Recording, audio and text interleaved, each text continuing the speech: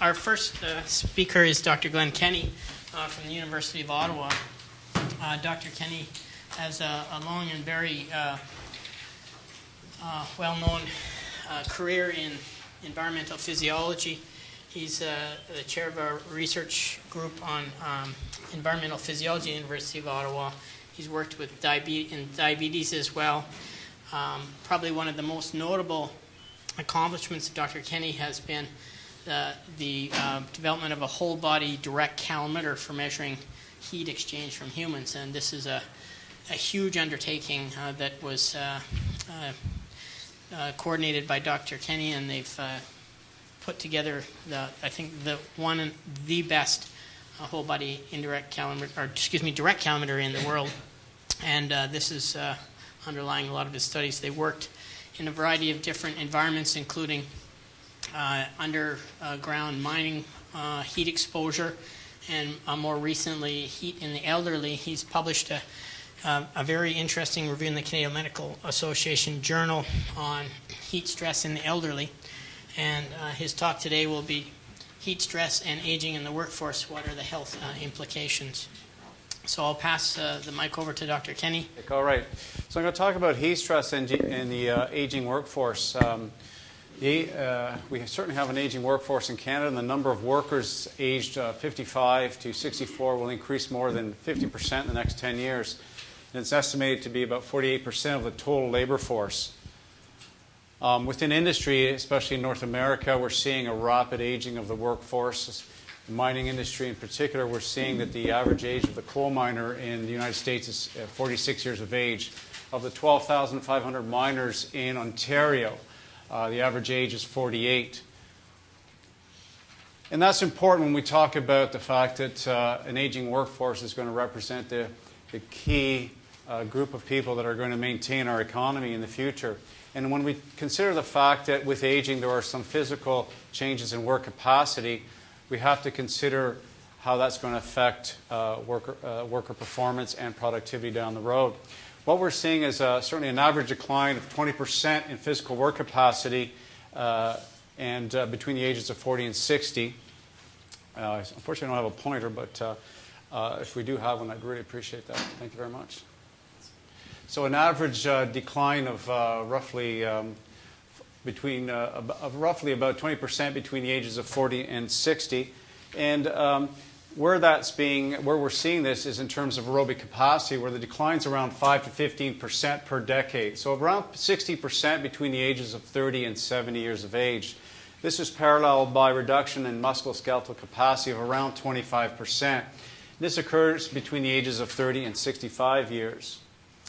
Now, ultimately, these declines can have significant impacts on an individual's work capacity, and it can also lead to increases in work-related injuries and illnesses.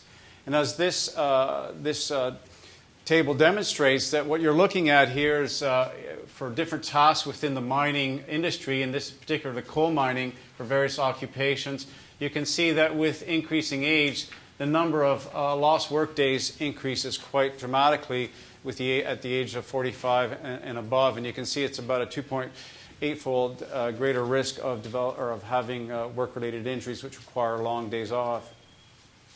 The key question, though, is how does heat stress come into play, and is heat stress and aging a dangerous combination? Certainly, heat stress can be an underlying cause for many of the occupational-related accidents and injuries, and we know that excessive heat exposure can have significant impacts on mental and physical performance and ultimately leading to work-related injuries. Heat stress impairs mental function, alertness and concentration, motor dexterity and coordination, physical performance, and productivity. And from an economic sustainability perspective, for industry, this is a major problem. Not only is health and safety of the worker important, but also maintaining an economically viable industry is important. In addition, what we see with exposure to heat is changes in behavior, irritability, anger, and other emotional states that affect the individual's ability to work. And it causes the individuals to overlook safety procedures and divert attention during hazardous tasks. And I'm going to show you a video of miners doing these very challenging tasks. So what does industry have, or what do we have in place as a way to mitigate the risk or manage the risk of heat-related injuries within the industry? Well, currently, many industries have adopted the American Conference of Governmental Industrial Hygienists threshold limit values, which is provided in terms of WBGT, wet bulb globe temperature. And as you can see down below here, you can see that the different work intensities, so it's estimated work effort, and you can see that the different WBGT. So in terms of work effort, if you have a high work effort, that means your rate of heat production is going to be high. And if you exacerbate that with high levels of heat stress, WBGT, the threshold limit values are such that the periods of rest incorporated between periods of work become higher. So in other words, you have more resting periods between work efforts. The question, though, does this threshold limit value, is it applicable to older adults? Because again, there are some physical limitations associated, or key limitations associated with the physical state of the individual that can affect the responses. The threshold limit values assume that workers are adequately hydrated, are not taking medication, are generally in good health, and should be able to function effectively under the given working conditions without really exceeding a core temperature of 38. Now, as we know, with aging comes chronic disease. With aging comes changes in body composition. And ultimately, this can affect the predictions or exposure times to heat. At issue also is whether or not an environmental standard provides satisfactory protection to the worker and adequately accounts for the specific working conditions. Now, WBGT index is, for many of you who know this, is poor in accounting for individual variations in heat stress response when it's related to hydration status, and certainly from an aging perspective, because it doesn't take into account age-related impairments in thermoregulatory function. Moreover, changes in body composition are not adequately considered in these guidelines. Finally, changes in fitness and health status of the individuals. And as we see with the mining industry, with increased mechanization of the industry, the aging worker is getting is increasingly less fit. And as well, we see that with aging comes chronic disease, which affects the response. So let's step back and take a look at aging and thermoregulation. We know that body core temperature regulation during heat stress becomes compromised with age, and that becomes exacerbated by chronic disease such as type 2 diabetes and cardiovascular disease.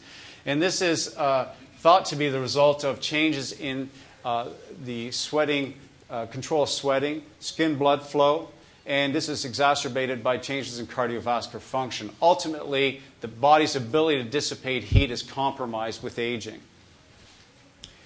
So what we see is that the combined age-related changes in thermoregulatory and cardiovascular function decreases the body's ability to maintain core temperature at safe levels. And that's a problem when we're talking about threshold limit values, which are defined in a way to maintain core temperature at safe levels, below 38 degrees Celsius.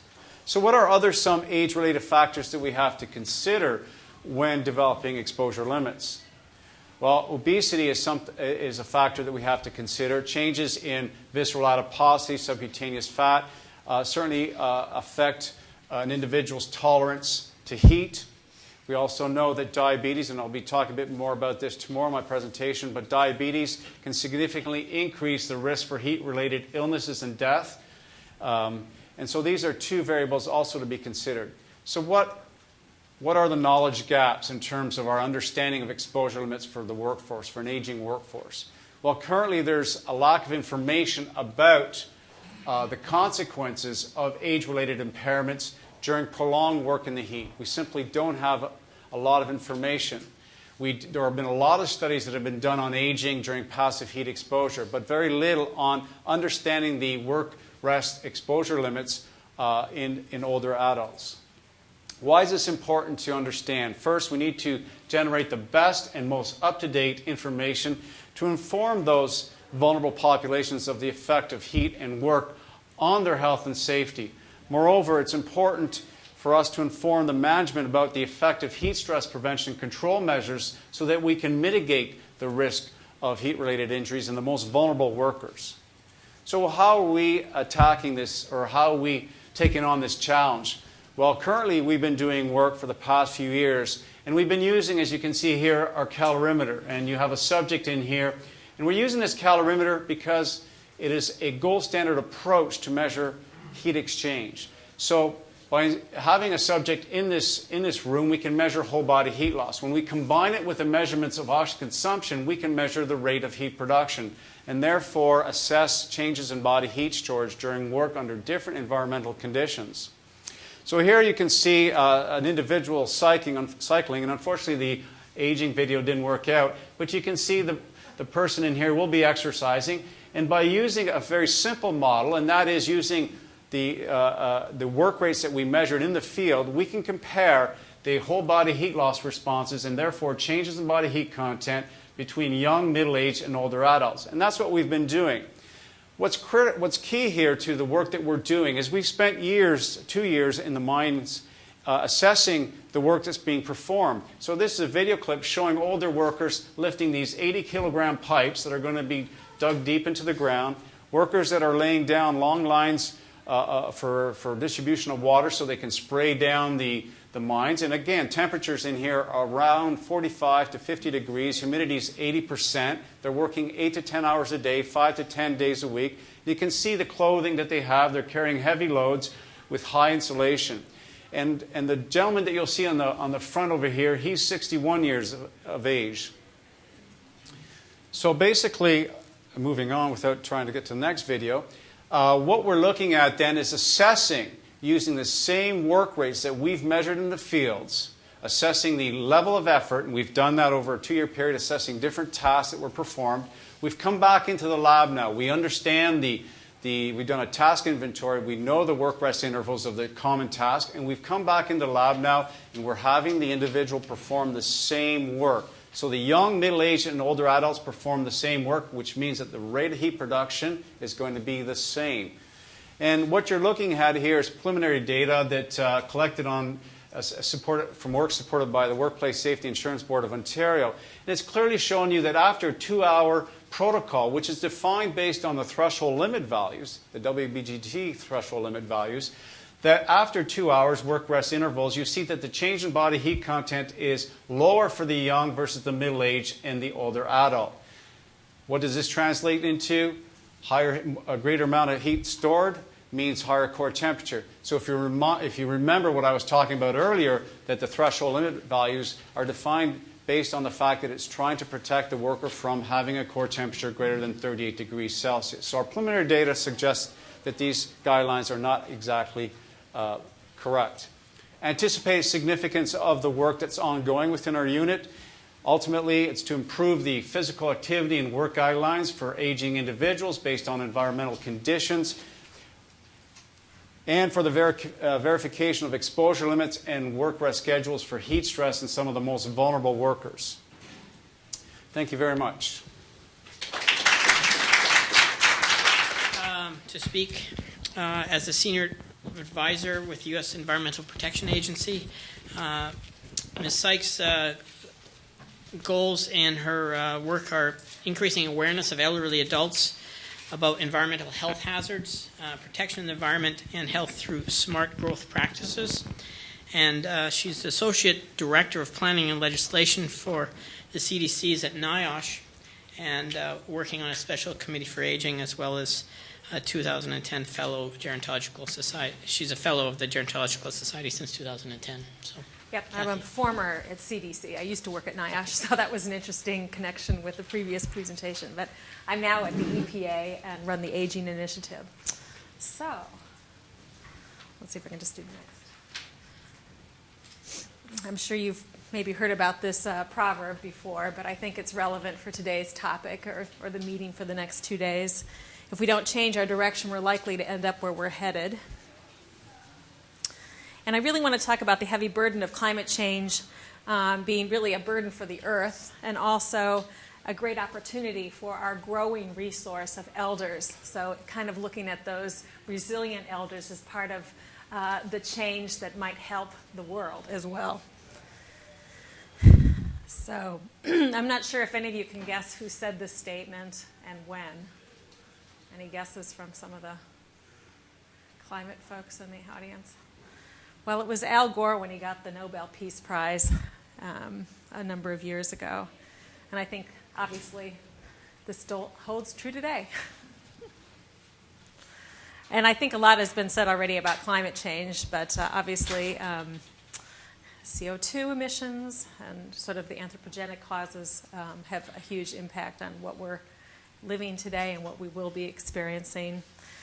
And our cars are very exemplary to the drivers of this problem.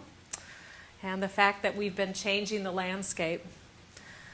You've seen this slide before, again, from the 4th International Panel on Climate Change. Again, the climate change effects on health are quite varied, but of course, I think we've heard a lot about extreme weather events, as well as air pollution issues and waterborne diseases and malnutrition in different parts of the world. And again, who's going to be affected? A slide you've probably already seen too. And again, a focus for today is on the older adult population. But I think what's important to say in society is we're not isolated. In the United States, at least I know the census data about it was 2.5 million families in 2010, and I think it's up to 7 million families have elders that are the main caregiver for children in the household. So again, we've got some of the most vulnerable living in homes, often with minority families too. But I'm going to switch over to some of the solutions that I really think have to deal with the built environment, sort of the systems changes. And smart growth is really something, have many of you heard about smart growth in the audience? Okay. So it's really how we develop, and it really does have a direct impact both on the health and well-being of the environment, but also of human health. I don't know if you've seen this slide before, but we're consuming land much faster than the population growth in this country, and probably worldwide too. This is data from the United States. And here's looking at a county in Ohio, Cuyahoga County. In 1948, their population was about 1.4 million people. And in 2002, it was about the same. Okay? So looking at the side, what's really happening isn't that population that's driving this land use or land consumption, but really how we're growing. And sprawl is another term that comes to mind when you see this. And the environmental impacts of how we're building affects air quality.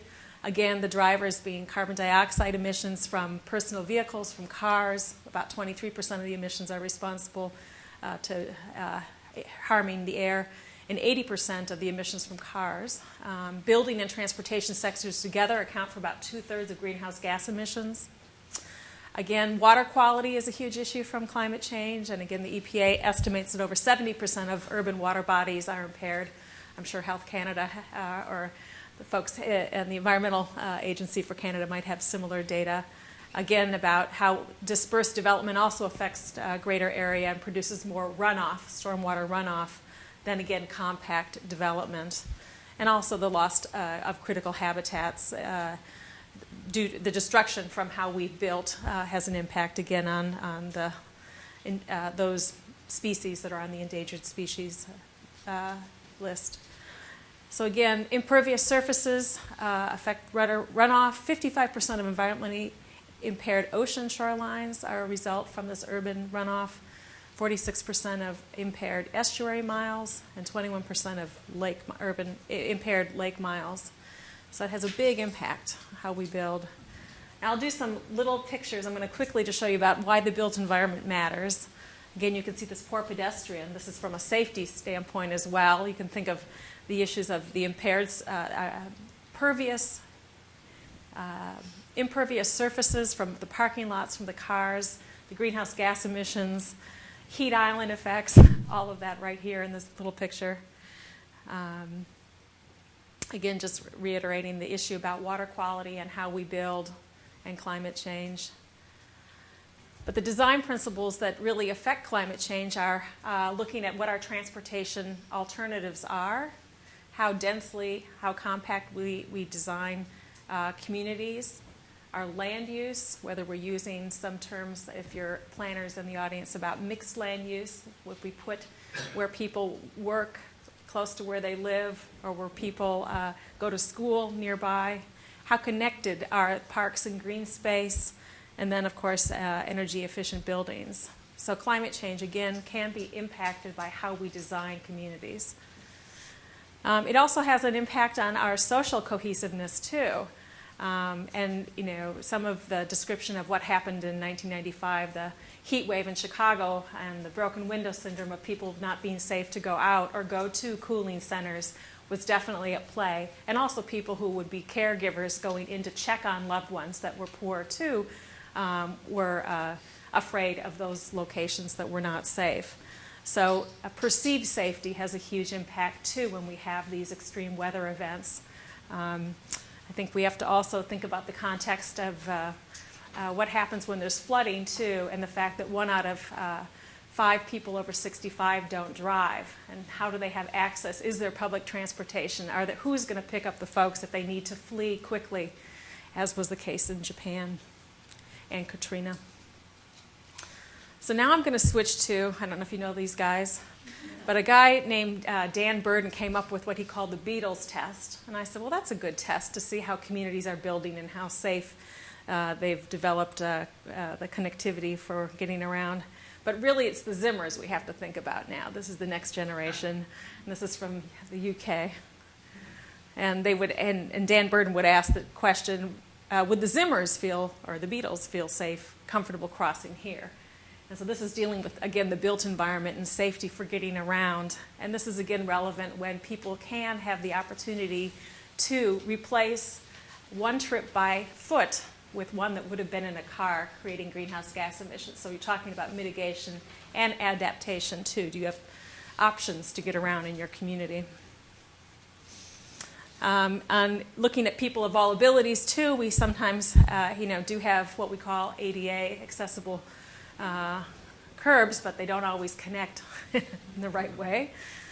This is in North Carolina. And what's important, too, when we do these walking audits, I know I'm jumping through a lot of things fast, but we always insist on having people that are of all abilities on these walking audits. So having someone in a wheelchair, if you don't have someone who actually is in one, to check out the neighborhood for walkability. So again, looking about walkable community designs and how connective they are. Since World War II, we sort of designed what was on the upper half of this chart here, sort of the suburb divisions where we segregate uses, where the school is at one side, the shopping mall at the other, and housing in the middle. What we did before World War II, in the United States at least, was that it was all connected very well. The streets were like almost a grid fashion, and clearly neighbors were much closer in this way. And for an emergency, too, a fire truck having to get to the end of that cul-de-sac, would spend a lot more time than on the lower half of the map. And that, again, has implications for uses of how we construct our communities, the built environment, land use, all the water resources. So it's the opportunity costs, the greater costs that are harming the environment, as well as, I would say, the social cohesion and health.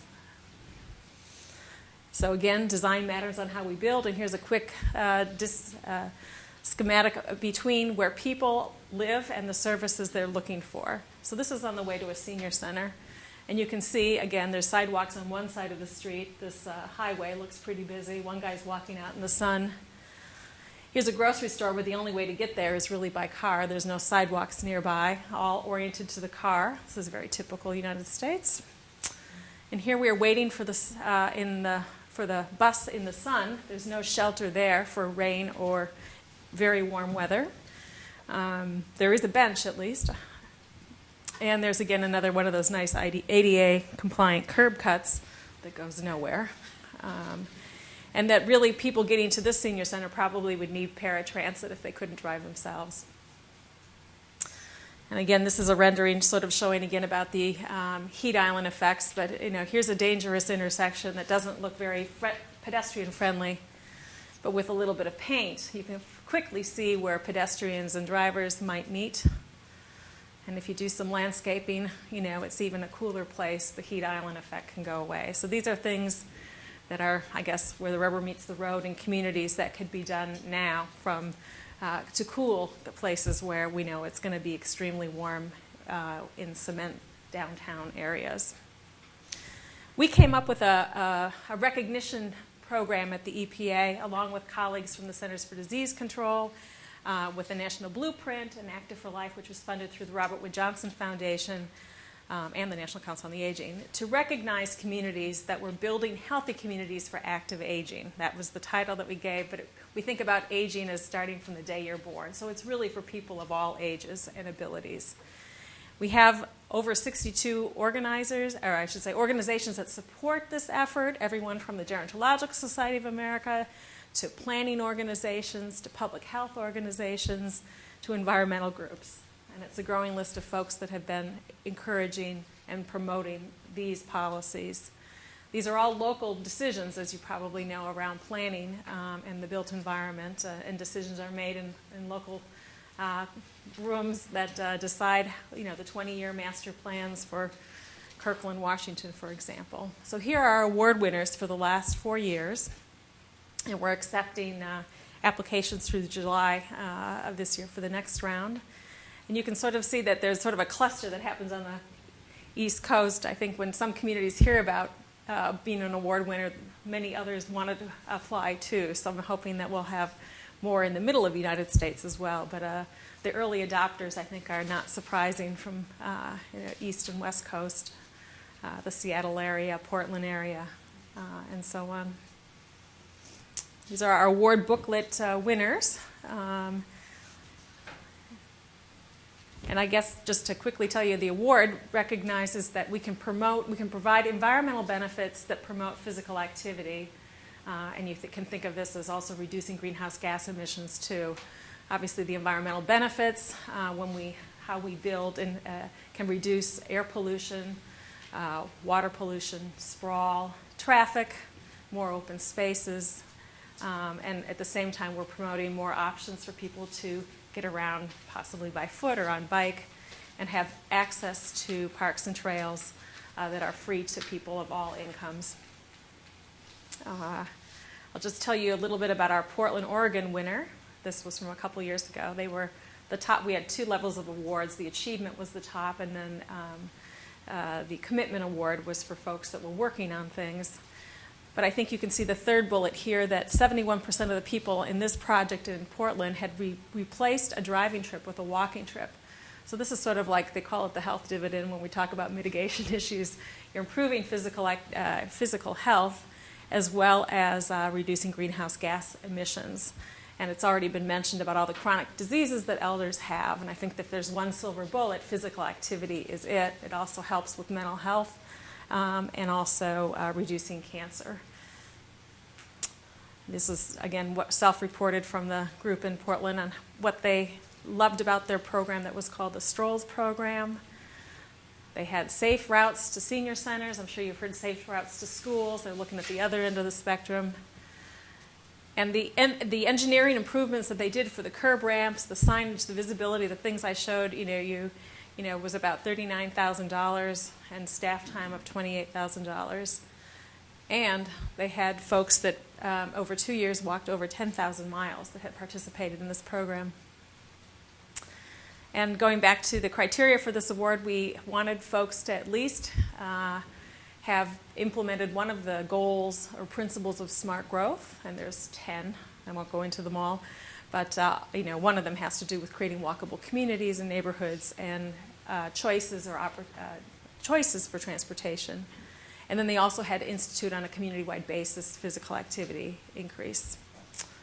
So I'll just tell you that we did do a guidebook to encourage our elders, our growing resource, to get involved in the built environment. And so we have copies available. It can also be downloaded online. And I'll just mention that on June 10th, we'll have our applications or creative efforts that are intergenerational due around the Rachel Carson Sense of Wonder contest. And she said, and I think this is relevant to understanding climate change in the sense of we're all in this together on Earth, but Rachel Carson had wrote that if a child is to keep alive his inborn sense of wonder, he needs the companionship of at least one adult who can share it. And I think showing, again, the policies in the states that we've talked about, getting no child left inside, they're no longer in touch with nature, I think has us trying to, again, raise awareness about the importance and interdependence of the Earth with our well-being. And so in closing, I'll only mention that there's a lot of resources that have started to become available that focus, obviously, a number of them have already been mentioned here. The States has worked on the implications, too, through scenarios about climate change on the elders. And that's it. Thanks.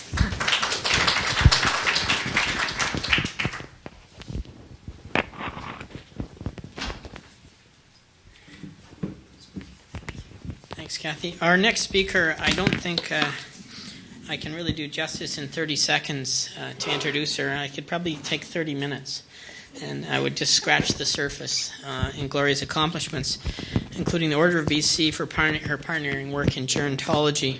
She developed and directed the Gerontology Department and Research Center at SFU. She's the past president of the Canadian Association of Gerontology, past president of the International Association of Gerontology and Geriatrics from 2001 to 2005, is the president of the International Network for Prevention of Elder Abuse, and also is on the World Health Organization Expert Advisory Panel on Health and Aging.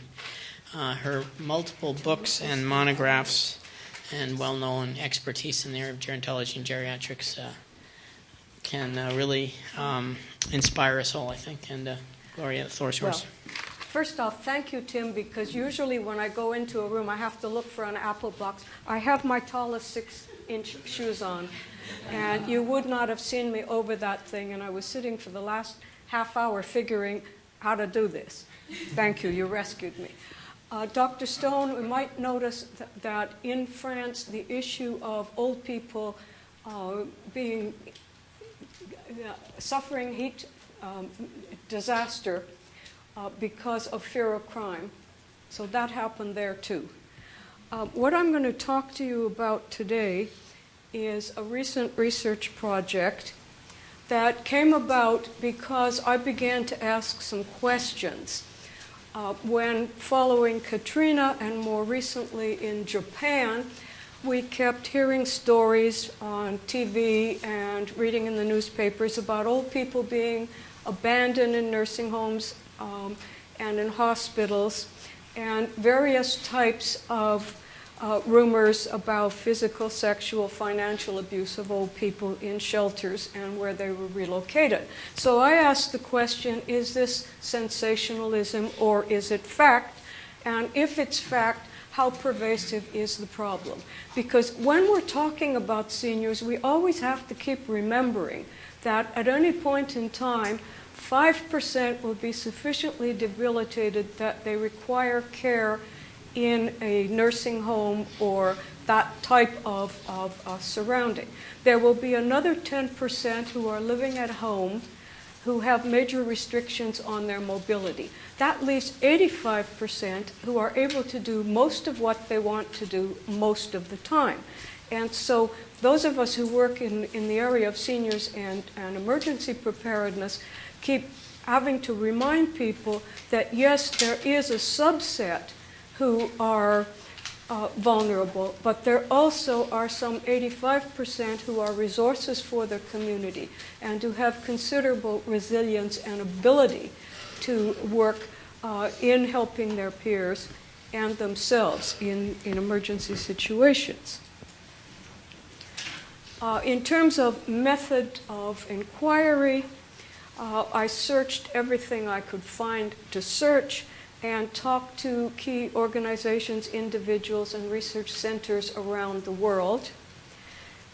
In doing this particular work, I used age 60 as the threshold age because in developing countries, that tends to be the figure. WHO uses 60, while more those of us in the Northern Hemisphere tend to use 65. There were a variety of types of harms that I thought it was important to look at. And what we've learned recently in the elder abuse area is that the risk factors are different for the different types of abuse. So you really do need to disaggregate the data. And also that abuse and neglect, whether in an emergency situation or in the everyday situation, can take place in a variety of settings. What I found when all was said and done was the grand sum of about 19 articles, chapters, reports, and one dissertation that even talked about abuse and or frauds and scams in emergency situations. The amount of data that they provided was meager, to say the least, and in a number of them they just said something about abuse, but not really disaggregating by what type. And it was interesting that in an article about the Exxon Valdez oil spill, there was reference in a group of particular problems that were presented to 3 groups of respondents, one of whom were called community leaders. They had elder abuse. And so there was a small percentage of the leaders who said it had been a problem before the spill, and a smaller percentage said they saw that there was some increase in prevalence rates. And we'll come back to that point because it ties in with some literature in child abuse and in family violence, which does say there is an exacerbation in disaster situations, because it's just one more stress.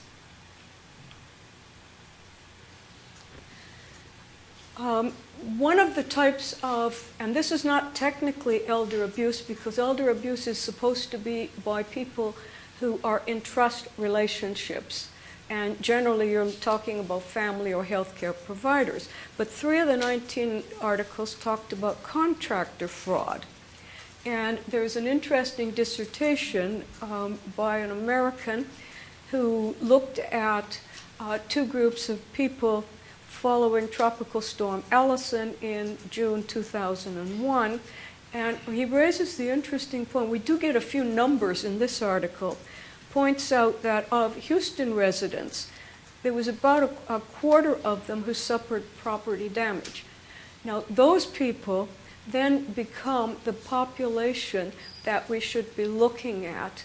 They're the ones that are population of interest. Half of those hired contractors, and about 6% of those who hired contractors were victims of fraud. In San Antonio, there was a slightly higher percentage who were victimized. But the point to note here is that it's not just people who are exposed to disasters, but rather that a subset who suffer property damage who are going to be the people who are at risk to get ripped off. I've given you painted a picture with words rather than with photos. This was one of the people that I contacted from an agency that delivers humanitarian aid in Haiti, and who pointed out the issues of how old people, particularly those who were living alone, had lost documents, and so they could be ripped off in a way I hadn't thought about, but that was that they couldn't prove after the disaster that it was their home and that they should be recompensated for some of their losses. There was also the issue of, in the camps to which people were relocated, where some of their fellow community members, who were called committee members, were asking them for money in order to get relief and to benefit from some of the programs. There were some stories about people who had medication seized, their money stolen, their belongings stolen, and this was particularly in reference to the Houston Astrodome.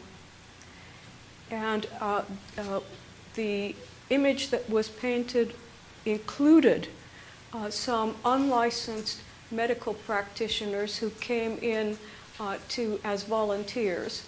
And there were also some nursing home operators who came into the Astrodome, and they called them predators, but they were looking for business. And so they took advantage of some of the old people and took them out of the Astrodome into their facilities. where they would get paid for housing them. Abandonment we hear about by family, abandoned by nursing homes and hospital staffs, and the bottom quote is a very recent one that was on the NBC about the situation in Japan. As far as I can see, there's tremendous exaggeration. And when you actually start to go through the literature and find out how many of the nursing homes, how many of the hospitals, in fact, were criminally charged, I could only find one, and that was the St. Rita situation. And the St. Rita people, as it turned out, had thought they were on somewhat higher ground. They had survived a previous hurricane. They'd invited their children and their grandchildren to come to be sheltered in that particular nursing home. When the levees were burst, they never dreamed that they would have the problem that they had with filling up with water. And they were actually exonerated on the charge of negligent homicide. There were reports in the media of some 200 wrongful death lawsuits, and in actual fact, I could only find 2 cases that went to court, both of which were settled. And this one of Miss LaCosta was an older woman who had been admitted to the hospital the day before Katrina. They put her on a ventilator, and when the power went out, the ventilator, of course, went out, and she subsequently died. There were also this one doctor and 4 nurses that were arrested. In actual fact, there were about 35 bodies that went to the mortuary, half of which were found to have had lethal drug injections. But the kinds of issues that come out as you go on is, what do you do in a situation where you have an emergency or disaster in a hospital and some of the people are comatose, some of the people are in very fragile health? If you move them, you're going to kill them. If you leave them there, you're going to kill them. So there's a whole new set of moral and ethical issues that have come out as we've begun to look at vulnerable populations in disaster situations. But generally, the problem is that the emergency guidelines raise questions about things like sexual abuse. But when you start to ask the question, where's the documentation? How many are we talking about? There's very, very, very little data. The same thing with risk factors, although this was really interesting because you would not expect that the profile that was found would be the one. It was educated white married women who knew about these things, who got suckered by very skillful predators on the contracting end of things. In the case of neglect, social and also medical neglect in the shelters, it was quite clear, as we would expect, or at least as gerontologists would expect, that people with cognitive functional impairments or who were quite physically frail would be at risk for theft in emergency shelters. No particular surprises there. It was interesting to me that they reported about people who were separated from their families and who didn't have an advocate as being at risk of being neglected by the shelter medical and social services staff. So all of this is really important because, as we know, there's going to be more disasters, not fewer disasters. And certainly in this country, what the literature shows quite clearly is that they're going to be climate-related. So in terms of mitigation strategies, because I also looked to see did we learn anything, and yes, we have learned a few things. One of them, Lisa Brown is very familiar with I think, the Swift triage tool that basically tells those who are first responders that there are three groups of seniors of different kinds of vulnerabilities. The issue of needing to reestablish contact with the social network, with family, with friends, with people who know about you and care about you. And in the terms of prevention strategies, certainly one would hope that in future disasters, those who are in charge of the medical responses would check the credentials of the volunteers. And simple things like don't put men and women, frail old men and women, in the same sleeping quarters, or mix them with different generations if you want to prevent sexual abuse. So as I said, that we've got major knowledge gaps here. There's virtually no data on older people going to facilities or to adult protective services before and after disasters to see if there is an increase in rates. There's very little information examining gender and cultural differences, and there's good reason. We know there's a whole network of, or that's one of the things I learned, there is a whole network that is concerned with gender issues in disaster situations. We need to look at rural-urban differences. There's some suggestion that rural people may be dislocated longer than urban people. There's a whole gerontological literature on relocation stress that needs to be layered onto these situations where we're moving people in disaster situations from their familiar environment to a shelter, a temporary shelter, and then when they are returned and resettled. We don't know much about whether or not they experience relocation stress. And there's the whole issue of access to and use of relief and recovery aid. There's a group of us in Canada who since 2005 have been a working group within the Public Health Agency, and we are quite responsible for drawing attention to the fact that old people were not on the radar screen of humanitarian agencies, and we know that they tend to be left out often in relief and recovery aid. So this is another whole area that we need numbers on. And of course there's training needs and collaboration at the ground level. Thank you. Our next speaker is Mr. Mike Weston, a human services expert, and his accomplishments are varied and numerous. Director of Disaster Planning for the and Opportunities for Elder Affairs in the United States. He's worked on several community-based initiatives, including the Disaster Consultant for the U.S. Administration on Aging. He's been tasked by the U.S. Homeland Security Department as coordinator officers for disaster events. He's been an expert in special needs on several different initiatives, and he's chaired Disaster Services Committee for the American National Red Cross.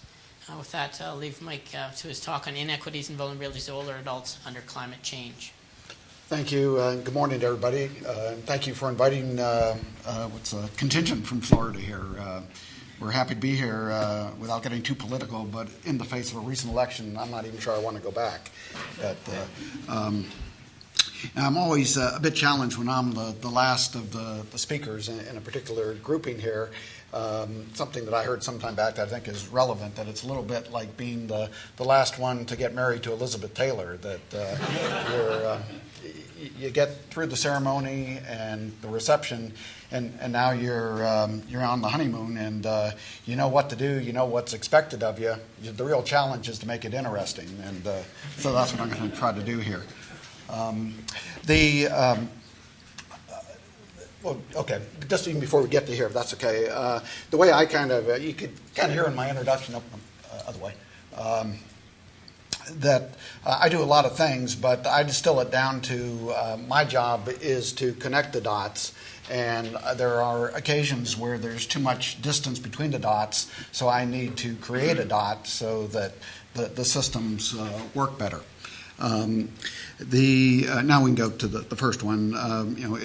You can't speak about disasters without talking about Katrina. My history with this goes much further back than that, but what steps out here is that 70% of the loss of life in Katrina were by the 60-plus population. I perhaps was one of the first to crunch those numbers and shared those at a world conference in Copenhagen with some of those in the room with us. The demographics of the population in the Gulf Coast was that about 18% of the population was over the age of 60. We don't want to lose anybody to die in a disaster, but if there's a natural order to things, then you would expect to see that about the loss of life would follow 18 to 20% of those that would lose their life would be over the age of 60, and time again those numbers are grossly out of order. Another thing that points out here is the loss of power. Well, in advanced societies over the last 20, 30 years, we've done a great job at creating alternatives to institutionalized care. People are living in their home or home-like settings far longer than they used to. It was either at home or in a nursing home.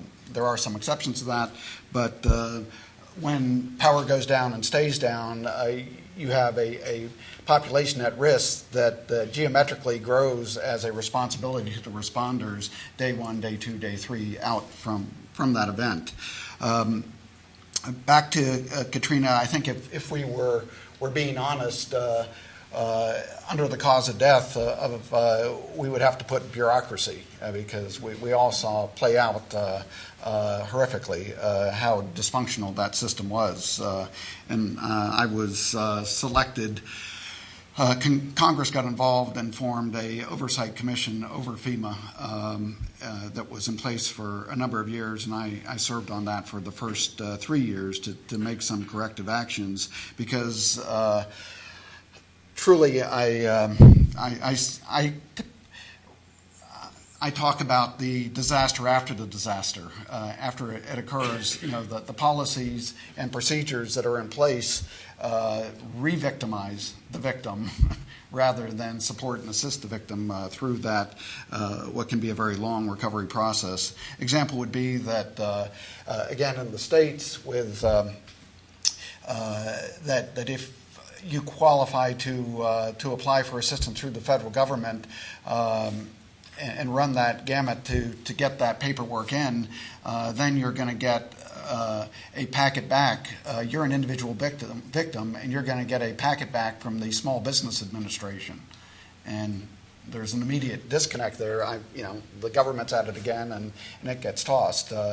Something that has to is being addressed, but has to get fixed is that because this really bothered me, and as a federal officer, I was able to drill down through some of this, and that so of 100% of those packets that go out or mailed out by the Small Business Administration, they apparently were very content that about 30 to 40% come back.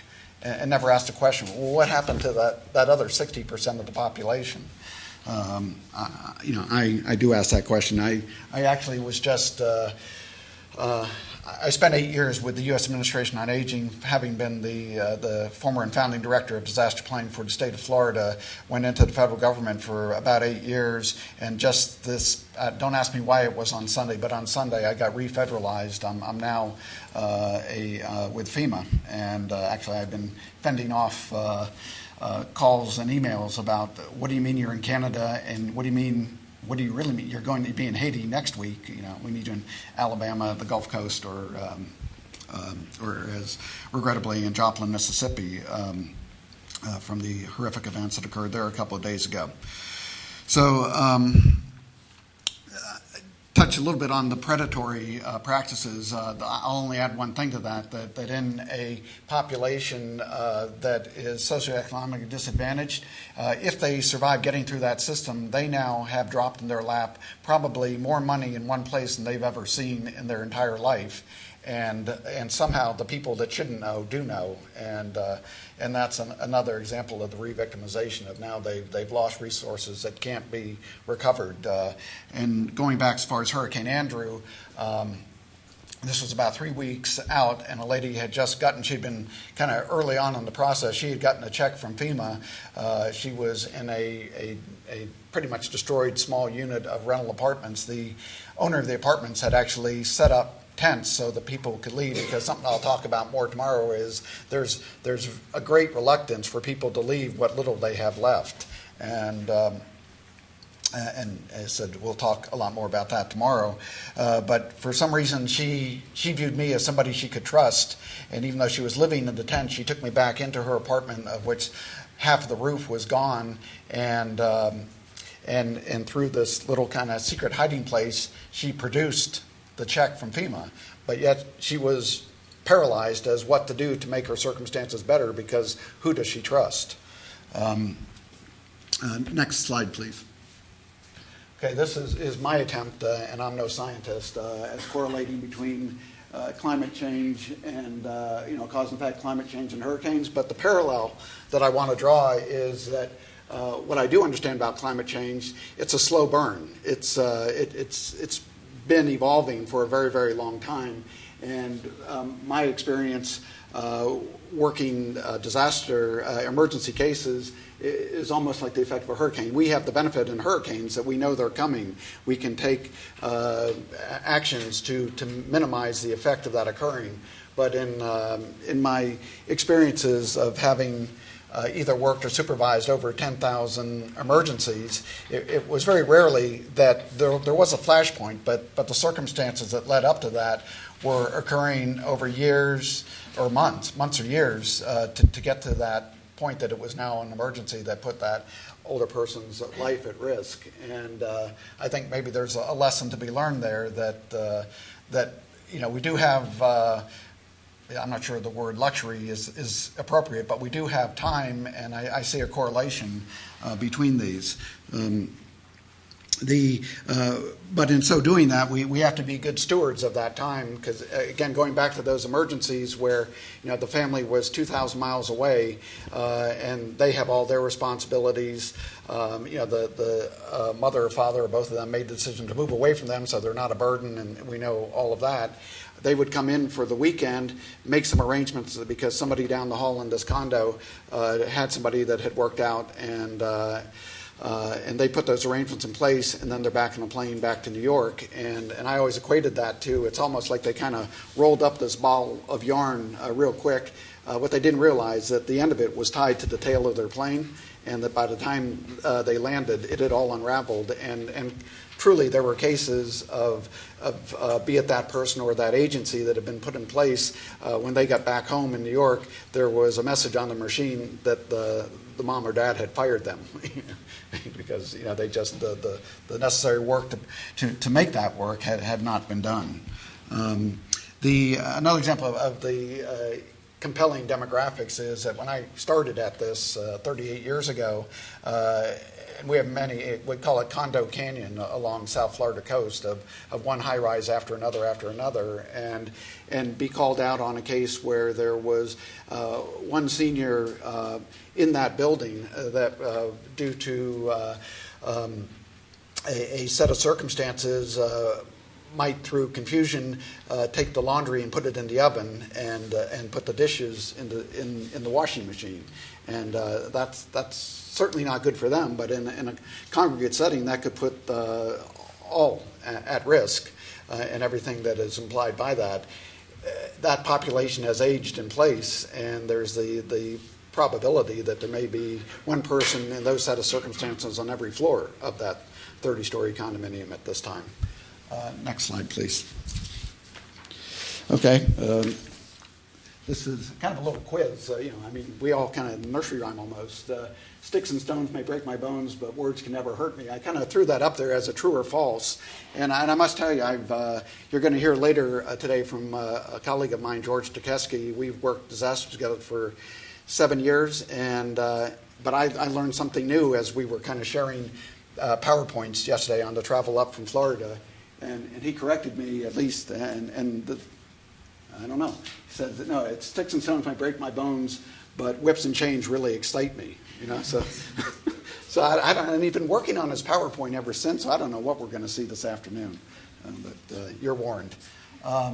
But it's very interesting that special needs, and I think there's a comfort with that term here in Canada and perhaps elsewhere, but in the States now, there is tremendous pushback from the disability community on that concept. And FEMA has changed their vernacular with that to functional needs and vulnerable. The word vulnerable is out as well, and I understand that, and certainly what I picked up a lot on those 3 years on that congressional commission was hearing from disability advocates, and it's a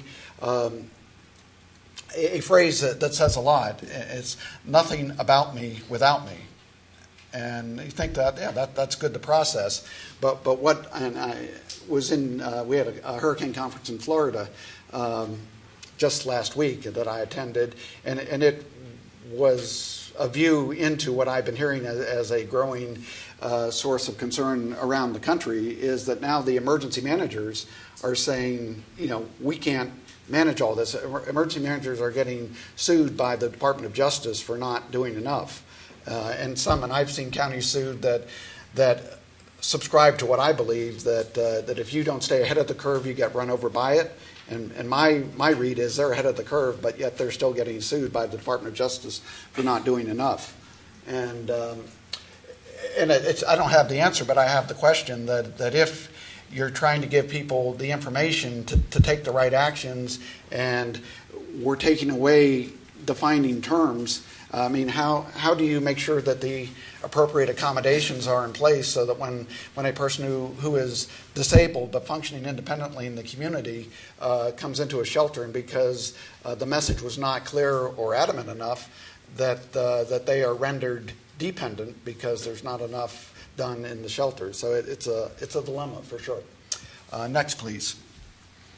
Okay, we kind of talked a little bit about this through some of the other sessions, but this is my read on it. That I always say that I don't know tough like my parents knew tough. They grew up through the Depression, the World Wars, and my father did walk through the snow to get to school, and you can see the picture of what appears to be about a 16-year-old, who's just been given a Land Rover to drive to school. I guess if there is snow, they've got all-wheel drive, so they're okay. And that perhaps, the new definition of a really bad day is when your phone drops 5 calls,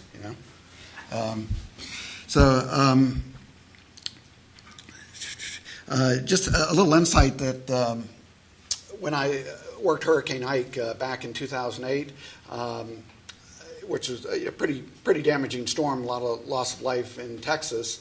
And as I was showering at the hotel before I was heading out for more assessments that day, something weird happened just the way the water hit me, and both my ears filled with water, and I lost like 90% of my hearing for about 3 days. But it was like the hand of God was on my shoulder, because then I was like leaning in. I couldn't hear what was being said, and all the ambient noise in the shelter, and I mean it was really instructive. Okay, I know I'm running out of time. Next, please. Okay, this is back when I was the director of the Department of Elder Affairs Office of Disaster Planning and Operations. We put out an educational campaign that was really couched in those words: "You're not alone, but you should plan as if you were."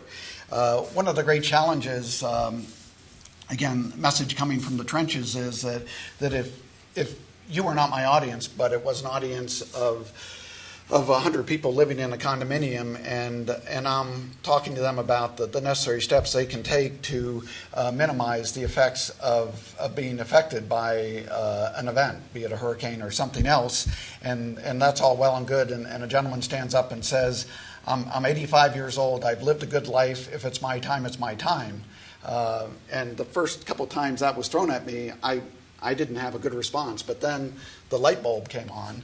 And now what I say is, I need you to take half a step back and just think, if what you just said, what if it's not quite your time? Then that decision, you will die, but it's probably going to take about 2 weeks. And be terrible injuries, you'll be thirsty, you'll be hungry, and you're also putting at risk those responders that, because the bridges are out or the infrastructure is down, at risk trying to get to you. So just a little key there. The other thing is, and it's evolving, because I've been at this so long, but when as a social worker I would go to emergency management and talk about the capacities of the agencies I represented or the network, the broader network that existed, they kind of go, we're trying to do some real work here, so if you'll just stand over there and you won't get hurt. But we're starting to see that evolve, that emergency managers are now getting it, and I'm going to keep after that one. Okay. Next. Okay, I'm going to blow through these. Just some real quick points of the center points of a plan. Next. Okay, these are because as titled in we default to that seniors are a responsibility, and my point always is they're a resource, and these are many examples. Community emergency response teams, a great number of the members of these neighborhood watches that are in the context of emergency are older people. Some can do a lot, some can, because of other circumstances, they work the clipboard. It varies. A guardianship program that I developed in Broward County, we recruited retired professionals, attorneys, social workers, judges, nurses, that they became the legal guardians of the frail elders. So it was a good matching of the two. Community Care Corps, sorry, I'm going to go so fast. I conceptualized that with a round-the-clock emergency service system that I ran in a county that has 2 million people, and Andrew hit right before we were going to launch that, and then I became a state director, and I had an opportunity to kind of reinvent it on an institutional side rather than community-based into institutions, so that you have early warning signs. And PEP was like putting out there a preventative education program, so some people can, the ones out there in the community in that neighborhood, they know the difference between a green flag, a yellow flag, and a red flag, and those people I called resource and referral agents. Okay. Next, please. Real quick. Over here, you can see I'm talking about 2 storms, only one path. In 2004 was a historic hurricane season in Florida. We typically get a large hurricane, a Cat 3 or above, once every 7 years. The way I distilled that down, in 42 days, Florida had 28 years worth of hurricane activity. And this place called Barefoot Bay was a trailer park, but not a trailer park as we would think it. It had 5,000 manufactured homes, and 98% of the population were over the age of 60. And I've got to come back to that. I think I'll have to come back to it tomorrow because there are lessons there that can't be lost. But I'm out of time. Next. Okay, so just imploring upon you, special functional needs is the most labor-intensive aspect of disaster planning, and if that's not incorporated in your plans, that plan is going to fail. Thank you.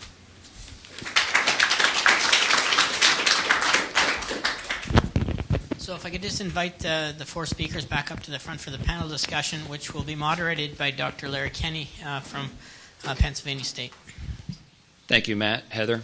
My name is Larry Kenny. I'm from Penn State University, and like Glenn and like Matt, I'm a physiologist who studied the effects of heat and cold on the elderly human body for the past 30 years or so.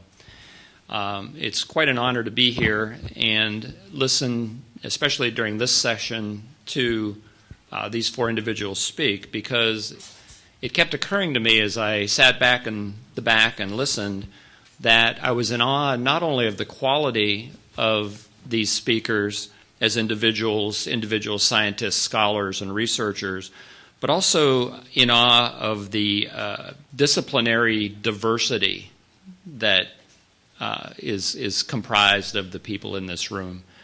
And so in an effort to get us back on time, I'll be very brief, and I just want to bring up 2 themes. Number one, that this continues to evolve as a multidimensional problem that needs a multidisciplinary approach. And you see 4 different disciplines up here, and I'm going to ask the panelists to comment on that in a second. Also, the fact that there's a need for continuity, not only in Canada, Canadian approaches to this problem, U.S. approaches to this problem. 22 years ago, as a mere child, I was invited to a research meeting in Ontario to talk about hot weather-related problems in long-care health facilities in Canada. And in 1989, we provided, sponsored by the Ministry of Health and Social Services, we took a look at this problem and created quite a bit of information. Now, 22 years later, some of that information is still relevant. Some of it needs to be evolved. So the two issues that I'd like to bring up for the panel today is, one, how can we sustain this multidisciplinary approach? There are things that Glenn can do in the laboratory on an individual basis to make an older individual better able to tolerate environmental heat.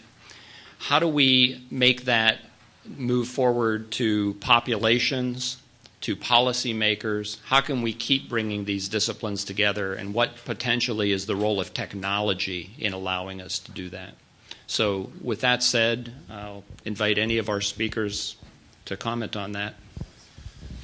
I guess I'll start off on this one. It's a good question, and for past, I would say, 7 years, I've been working with industry and working with mining industry and the military as well, examining the problem. And you raise a good point. Is from my perspective, I'm looking at the physiological influences or factors affecting heat loss, but also we're also concerned about how are we going to translate knowledge to the industry and provide the necessary information with which to guide policy. That's the biggest problem we face. I mean, research is good. If it sits on the table, it's worthless. And so the major hurdle that we're facing is within within industry, not just mining industry, but electrical power industries, and where their aging workforce are going to be exposed to these extreme heat events. So not just surface, you can talk about surface mines, construction workers. So the problem we're facing really at this stage is with the research that's being done is we have to work in partnership with other groups to be able to translate knowledge and take the physiology, take the science, and put it to practical terms so that we can come up with effective ways to manage heat stress, ways to advance how we're going to develop whether it be exposure limits or guidelines for workers. So I think working amongst different disciplines is fundamentally important. Just quickly, if we're talking about how do we move this agenda, one of the things that I do when I'm called out to a presidentially declared site, I go with two suitcases. I live out of one and I work out of the other. And one of the things, it's kind of like, I think some of us are old enough to remember Captain Kangaroo, and I was always amazed how much stuff he pulled out of his pockets, and that's what I keep pulling out of this other bag. And one of those things is that I travel with these sensitivity kits, and so before FEMA personnel are dispatched out on neighborhood assessments, I put them through an hour-and-a-half class of Aging 101, where I take away their sensitivities to hearing, tactile, hearing, sight, and on, and then subject them to the same questioning that they're going to be questioning older adults, and that's just one way of pushing this along. I'll just say climate change is one of those very big issues that's going to take research from all disciplines, whether it's dealing with engineering changes, physiological changes in public health, and it's going to take a systems approach from a community level where the local decision makers are in the driver's seat on looking at the big picture for the longer term. And I think if we look at from an ethical standpoint about if you use the veil of ignorance, Rawls' veil of ignorance, I don't know if you've heard of that from a theory of justice, but I think the injustices that are going to happen really exacerbate the injustices that exist right now. And so again, the resilient, will survive, the frail will be more at risk, and we just have to recognize that this is one more layer that's an unfair hit to those who are most at risk. Well, I think we're at a unique period in terms of historical time, the policymakers have become aware of population aging, mainly the baby boom generation, and what is terrifying them are things like workers, the shortage of young people, and the fact that they're going to need to keep some of the older people on the job. So, I mean, I thought that your stuff was very interesting, and that the way to make headway is you have to understand how policymakers think and to give them the data in a format that responds to their needs and to their timelines. I was just in the UK at a conference that was concerned with economics of aging. And what became very clear was you have to have short-term, because politicians often, it's only from one election to the next, so short-term solutions, mid-term solutions, and then the long-term ones. And so we just need to be smart enough to understand how to package our research. Yeah, and I think that's really a key question. And if we could leave here with some thoughts along those lines. This is my third global summit on global warming and healthcare among the elderly. I've been to one every 10 or 12 years over the past 30 years. Each time I sit there as a physiologist thinking, when I listen to climatologists, wow, I didn't know that, and I wish I had. And then I talk to population biologists and emergency responders about the physiology, and they say, wow, I didn't know that, and I wish I had. And I think if we could seek some sustainability of those efforts, and again, I agree with you that it's a very short-term mandate based on politics, but there needs to be some long-term continuity as well. So I guess I'll open it up to the audience for your suggestions, questions along those lines.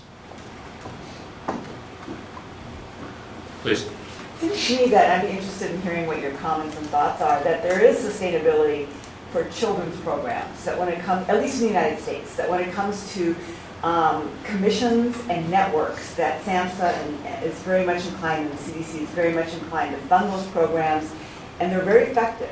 But that and yet when we see that 70-75% of the people that die from these catastrophic events are older adults, the same resources are not, it seems to me, dedicated to older adults, because there's sort of a sense of the younger people still have lives to live, and there's not the same sort of investment in terms of older populations. And I'm wondering how we bring about change. I mean, it's a larger sort of policy issue, a mindset change, in terms of getting people to be committed to have a sustainable international program that's meeting the needs of older adults. Thoughts, comments? Yes.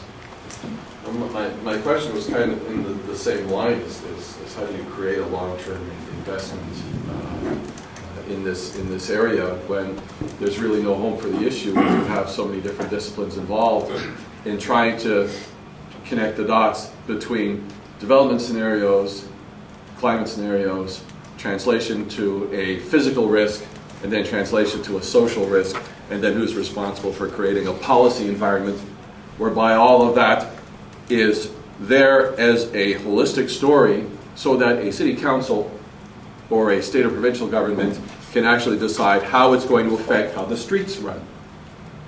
So there is no one in charge of that kind of process. And God forbid I should think of suggesting a bureaucracy to do that.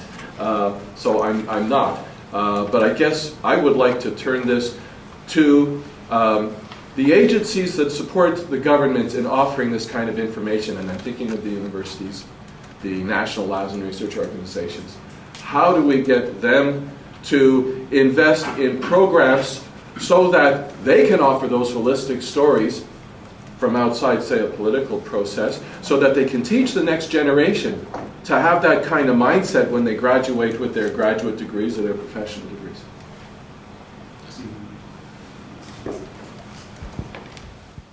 Just one response to that. Unfortunately, what I saw time and again in the response to Katrina could be distilled down to one word: greed. And part of the reason why those in the communities suffered disproportionately was that in Mississippi and Louisiana, there had been 30 years of the powers that be, the lobby, the organization, trade association for the nursing home corporations and ownership in those two states saw community-based alternatives as bad for business. And as a result, community alternatives in those two states were, coming from Florida, they were 30 years behind where we were. And people that might have been able to go further towards of educating them or connecting them, again, that there's too much distance between the dots costs lives. Yeah, far from wrapping up, there's just some basic questions that were in my mind as I sit around in this rich audience. One is, I think we have the solutions. The problem is we're not quite sure what the problem is yet. And clearly the problem is multifaceted, but we have to understand, so what is the problem? Because I think when we come to our solutions, but linked to that is, if we want to make this practical, we have to understand who's accountable, who's responsible, who we're talking to. And Mike, I think it's the case in Katrina. It wasn't clear who was actually accountable. The responsibilities were not clear, and that's what exacerbated things. So I think, I know in some work that I did in looking at adaptation to climate change in the Arctic, there is a question of who's accountable, and it's never clear. Please. Hi, I was probably from the Stockholm Environment Institute. We're an international environment research organisation, and our remit is policy. The work that we do is policy. And I've been working on the area of older people and climate change since 2007, and I agree with many of the comments that people made about how do we get the knowledge together. And we've now just developed, in collaboration with Help Age International, a proposal to try and do that in some ways, to bring the evidence from the different disciplines on an international level. Because I believe that in order to raise awareness of this issue, and we've been trying to do that in the UK, of older people and climate change, to make it a political issue, you need the evidence base. And I think, as we demonstrated here today, this morning, there's so many disciplines that can contribute to that. So in our proposal, we're trying to do that, working with Help Age International through the different networks. But the only issue is we need the money. and that's where that goes back to funding. That's not an important issue for the funding organisations. So, but that's something, hopefully, I'm just really pleased that there's a conference about this happening tomorrow and today. And I think maybe this is one step to raising the profile. Let's assume that we're able to narrow things down a little bit topically, so that instead of dealing with all natural disasters, we deal with heat waves in large cities and their effect on the elderly. Again, there are lots of summits and gatherings and think tanks like this one. This is, I'm sure, the best, and hopefully there will be some great outcomes from this one. How do we take that interchange of knowledge from this type of group and put it into a cohesive package so that when individuals leave this group, they don't just say, boy, I learned a lot, now let me go back to my own discipline? That's one of my questions that I've had for a long time now. Please.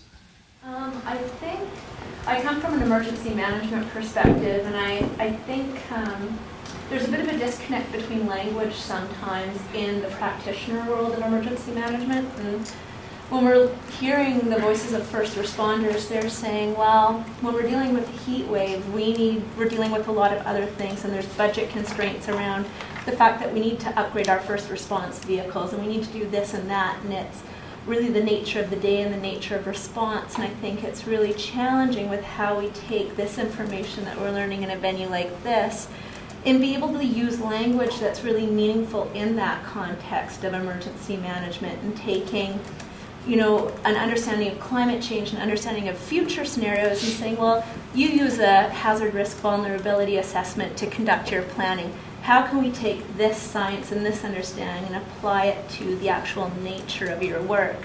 As opposed to saying, hey, here's this amazing stuff that we've developed, and why is it that you don't get it? Well, I think it's because we're not speaking the language of emergency management, which is a really insular language, and it's a really siloed language. Yeah. In my fantasy world, I almost envision the old TV show Mission Impossible, where, boom, the disaster hits, and somebody like Mike sits down there and he goes through the dossier and says, I'll take this physiologist, I'll take this climatologist, I'll take this community health physician to form a team approach. That was one of the points I would have made if I didn't run out of time and that's a great point, that when I was working Hurricane Charlie, which is Cat 4, that was really the kickoff of the 2004 hurricane season. I'd spent 3 days in the ground zero there. Feds were now standing up their operations center, which that in and of itself could be a whole seminar. But I made connection with my person in Washington who had now talked to the State Office on Aging, and basically it was they're standing at the ready to assist and support any way they can. The response might be, that's great to know, let me give it a little thought and get back to you. Without hesitation, I said 3 things to them. One was, because every disaster resistance, I need the state to send me their housing specialist. I need to have them send me a second person to become a specialist in whatever I task them to do. And the third thing I want them to do is don't send their director of disaster planning, because I talked to that person on the phone a few times. I had not met him, but I just knew he would complicate it rather than resolve the issues. I was just going to say that from my experience, and by the way, they sent me to Mike, what I've seen in 9 federally declared disasters is that, unfortunately, the disaster affects the change with respect to older populations. It's what we learned after Hurricane Charlie and how we adjusted, and what we learned after the next hurricane, and then 7 hurricanes later, that the federal response system and the aging network kind of learned from what had happened and made change to implement new strategies going forward. And we have seen change within the federal, state, and local levels in the states. I think that those lessons learned need to be applied, but also need to be somewhat flexible to accommodate more of a global approach to disaster response with respect to the aging population. And then with respect to the who's in charge, who's really the person in play. In the States, it's generally a top-down kind of approach, and there's policies that says the federal government can't overstep the state government can't overstep the local government. However, disasters drive the bottom-up approach. A disaster hits the local, and if the local doesn't respond to the state, and the state doesn't respond to the federal, that causes delays, confusion, and problems. And so there is definitely sort of a built-in bureaucratic system that is disrupted by a major event. Yeah. And that's true on the management side, and it's equally true on the preventive side, which takes an entirely different approach to put things in place. Just a very quick comment. It's really interesting to listen to the discussion today and reflect upon the conference in Winnipeg a number of years ago that looked at emergencies and seniors. Because I think some of the key themes are coming up again, which leads me to the question of, well, what does climate change bring to the discussion in terms of the difference? And I've got one example to illustrate that, because I think that's really, really important. You've got sort of 2 sets of things, that the stuff that we need to improve upon that we've been doing, and the stuff that climate change might bring that means we have to do in a different way. When we go to the public health authorities in our pilot communities, the first thing that they ask for with planning for extreme heat was, what do the scenarios say, what do the models say about health impacts from extreme heat. That was the stuff, it's kind of like what you were talking about, Stuart, that was the stuff that they had to integrate into their human health activities. How do you identify those thresholds of where the health impacts begin? So for me, that's a different thing that climate change brings to the public health community that we need to sort of facilitate. And so that's what I'm always kind of looking for is, where is the sort of real push or the new stuff going to come that we need to address? I mean, in support of the other issues that we need to be moving forward with as well. Tom Kazansky from Vancouver. It's perhaps a smaller issue, but it deals with something that Gloria Gutman said, and it reminds me that in an airplane, and I always wonder why, they say that if the oxygen mask comes down, use it for yourself first before you help your child who's with you. Well, years ago in Montreal, we looked at elder care facilities, those without air conditioning, and did focus groups with staff to find out how they coped with heat and help their patients, their clients, deal with the heat. And almost uniformly, their first issue was the difficulty that they had as staff in working with the heat.